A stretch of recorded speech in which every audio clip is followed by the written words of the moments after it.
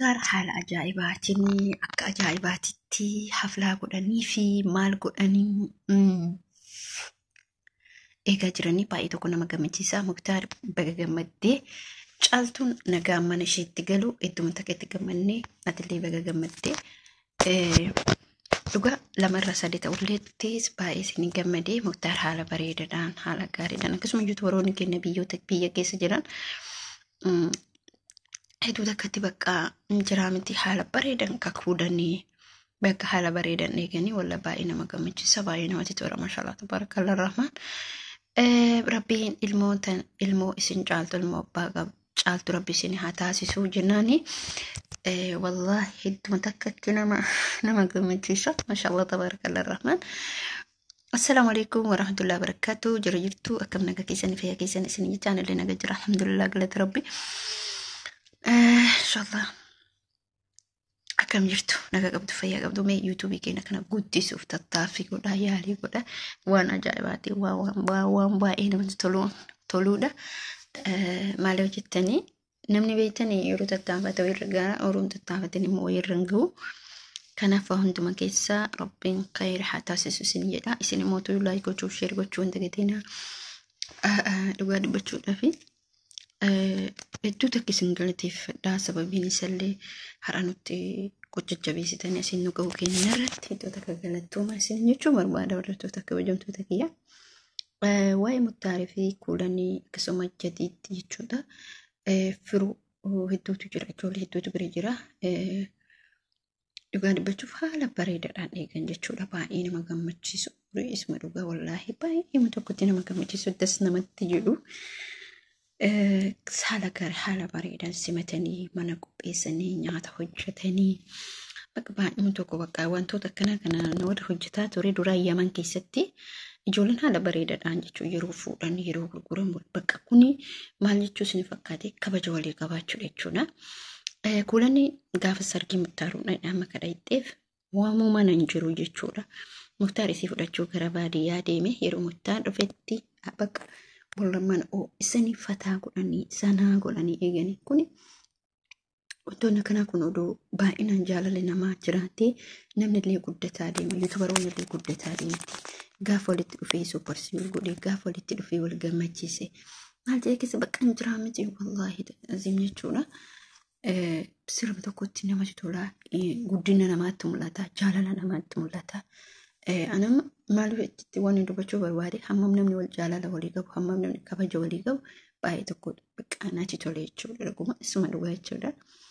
Bakka nama yeroo keessattuu akkatti namni keenya wal ga'ee bakka gammachuudhaan fuula ifaadhaan hojii oosheefaatu jira dagadde akka oosheefaatu jira jechuudha. Wallaahi hedduu akka namatti tola baay'ee tokko namatti tola isin jechuu barbaada. Bakkuma geettanitti ijoolleen keenya yuutubaroonni biyyootaan baa jirtan yoo biyyatti galtan akka ollaa jiraatanii inshallah bismillah rabbi walitti nu haqa bura biyyaada muraata keenya nu haquutu wallahi baay'ee gammadee jira. Intala isaanillee intala warqee intala qulfii intala diinii duniyaa intala imaana qabdu rabbiin isaanii haa godhu. Wallahi maaliif yoo jettanii bakka ani shamarran illee ta'ee dhiirallee ta'e hundumaa nyaala garuu wallahi alhamdulillah rabbil alamin bakka itti gammadanii baay'ee gammadanii jiranii. Muktaar jechuun nama miskiinaa caaltullee nama miskiinaa akkasuma hiriyoonni isaa san immoo hedduu takka takka hin jiraa miti jadiid immoo kabadeetu nu deebi'e alhamdulillah rabbil alamin. Asirratti maal dubbachuu barbaade buleen kee jaalala walii qabaadha bakkuma kamittu bakka isuma dhugaa isin jechuu barbaada. Jaalala walii qabaachuun bareedaa jaalala walii qabaate namni wal kabajuun wal jaalachuun waan jiru waan ta'eef inni guddaan jaalala jechuudha. Murteessan jaalala wallahi jaalala wanni ga'u jiru jaalalli warqii jaalalli qulfii jechuudha. Jaalala wanni akka jaalala abadan hin jiru lafa kanarratti jaalatte taanaan wal jaalatan taanaan na bas jaalala haadha manaaf abbaa manaa qofaa miti bar jaalala hiriyyummaa jaalala obbolummaa jaalala ollaa jaalala maatii jaalala waa hedduutu jira. Jaalala walii qabaannaan isin kanas waa tokko maatii keessatti illee bakka jaalalli jiru waa tokko hin jiran wallaahi billaahi jechuudha. Bakka immoo namuyyuu bakka jaalalli jirutti namni tokko isin addaan isin baasuu hin danda'u. Maatiin tokko keessatti yoo jaalalti jiraatte maatii tokko keessatti yoo jaalalti jiraatte dhugaa dubbachuun maa inni abadan eenyu fuuldura dhaabbachuu hin danda'u. Yoo jaalala hin jiraanne immoo waa tokko godhamuu hin danda'u. Kana isin jechuu barbaada. Inshallah waan hundaa Rabbi haa laafisu, Rabban khayrii haa taasisu. Rabbi yaada muraada isaan haa guutu. Asirratti warroonni jaalattanii jaalallee keessa yookiin biyyoota garaagaraa keessa jiraatan Rabbiin nagaan fuula ifaadhaa walitti isin haa deebisisu. Maaliif walaa bultii jaalachuun baay'ee bareeda. Bultii wanni ga'uun jiru.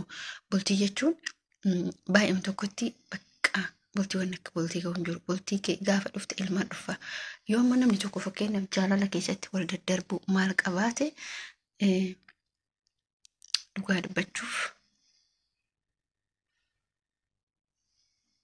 maal isin jedhee hima. Yoo ilmi dhufe jaalalli ni dabala jechuudha.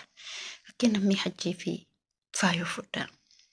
Bakka hajjii fi caaltuu jechuu keessoori ifama. Hajjiif caaltuu fudhaa. Jaalalli isaanii ni dabale. Erga gaafa daa'imni san gara qabattee deebitee manatti dhalte isaanii jawaab walitti jawaab argita isaatum argitanii. Wallahi waa hunda keeri hunda itti seena jechuudha. Ilmi riskii qaba riskii hunda itti banama. Isin gali riskii qaba ilmi jechuudha. Ilmi riskii qaba riskii hunda itti banama. Isin gali kanaaf jechuudha. Kasi Rabba khayrii haa taasisu, Rabbi haa laafisu. Isin jechuu barbaada hordoftootaafi kabajamtoota kiyya. Kanaaf waa hunduma keessattuu wanni isin jechuu barbaadu jaalala namaa qabaadhu isin jechuu barbaada.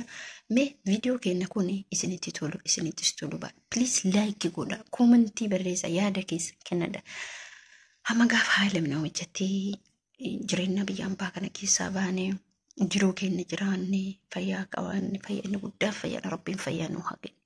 Wallahi billahi jechuudha bakka kamittuu bakka biyya kamittuu Rabbiin fayyaa isin haa kennu. Rabbiin fayyaa isin haa kennu boleenti. Wallahi billahi wanni fayyaa tana keetuun jirtu abadan lafa kanarratti jechuudha. Fayyaa faaya. Waa hunda keessaa isiin tokkoffaadha. Fayyaa qabaadhu. Irratti ibaada kee qabaadhu. Diinii kee qabaadhu. Yaa Allah, yaa Allah, yaa faaya. Yaa faaya, yaa fayyaa, yaa fayyaa, fayyaan faaya. Yoo fayyaa qabaatte gaara jiisita. Dhagaa cabsita. Yoo fayyaan qabaanne immoo waa tokko godhuu hin dandeettu. Miiqa kamtu jira ka fayyaa dhabe, ka harka dhabe, ka ija dhabe, ka gurra dhabe. Yaa Rabbi ati fayyaa nu kennu. Wallaahi hin tuffatinaa du'aa itanallee aamin jedhan. Rabbiin gara qulqulluun isinin godhee isinii qeebala. Hin qeebalamti. Maaliif garaan keessa uuma takka shaaraa takka hin qabu. Nuti miskiina jechuudha biyya ambaa jirra musaafira. Gaafa waa namaa du'aa eeguun garaa qulqulluun namaa buuna. Rabbiin ammallee obboleeyyan kee islaama addunyaa akirallee isin haa milkeessu. Obboleeyyan kee kiristaana Rabbiin riskii teessan isinii haa banu. Namu amantaa isaa garaagaraa qaba. Namu amantaa isaa itti hordofuu qaba. Kanaaf wannan isiniin jechuu barbaade hordoftoota gara jaamtoota biyya fayyaan faaya. Fayyaa waan hundaa caalti. Wallahi fayyaa qabaate taanaan ati waa hundumaa ni dalayta. Gaafa fayyaa dhabde garuu homaa dalaguu hin dandeettu. Harka namaa eeggatta. Harka namaa ganna buuse onna baasii jetta. Kanaaf fayyaan faaya. Fayyaa waa hundumaa. Fayyaa waa hundaa oole. Isin jechuu barbaada like fi share fi subscribe godha. Amma viidiyoo biraatii walitti deebinutti nagaanaa tura. Assalaamu alaikum warahmatullahi wabarakatuh. Bye bye.